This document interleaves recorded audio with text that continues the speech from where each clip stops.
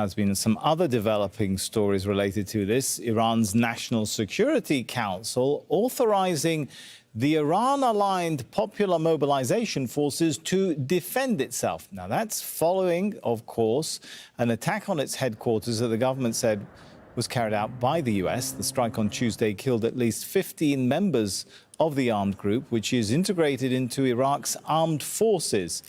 The house of its leader, Faleh al-Fayyadh, was also struck, but he was not there at the time. Nicolas Haque joins us live from the Iraqi capital, Baghdad. So, Nicolas, does this basically mean that the Iraqi government is authorizing the PMF to fight back against the US? Exactly, Sami. What essentially is being announced is that these Iran-backed militias in Iraq are allowed to shoot back when they are coming under attack from U.S. forces or any other force for that matter. Because as we're speaking right now, Sami, we heard U.S. warplanes hovering above Baghdad, meaning that there's been, in the last couple of days, an escalation of attacks and airstrikes by the Americans, but also attacks by these Iran-backed militias here in Iraq against U.S. interests inside this country. And today there was an attack in Mosul where American planes launched an attack against an Iran-backed militia in the northern city of Mosul. But there was also an attack in the autonomous Kurdish region against Peshmerga's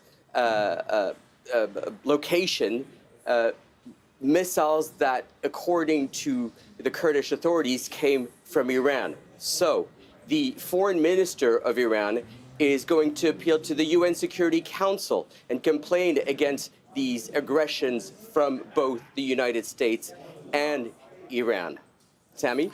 How awkward a position does this leave the Iraqi government in now, given its relations with both the US and Iran? Awkward is the right term, because this country cannot afford to be an enemy of Iran.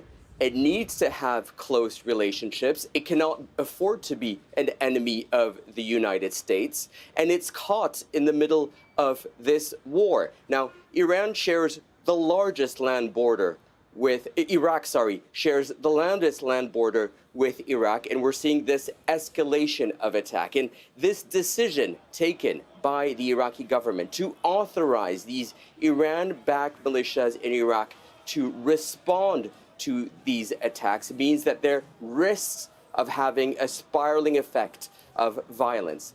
But what we're hearing from Baghdad is condemning the fact that there are so many Iraqis that are dying, whether they be Peshmergas or they're Iran-backed militia groups in Iraq.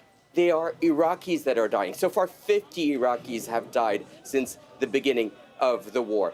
It cannot afford to have bad relations with its neighbor Iran, because Iran gives so much gas to Iraq that powers the homes behind me, to the tune of $5 billion. 50 million cubic meters a day are pumped into Iraq that powers and generates electricity here. It cannot afford to turn its back to the United States because of various security arrangements that there is in this country. So the Iraqis here and the Iraqi government are really in an awkward position.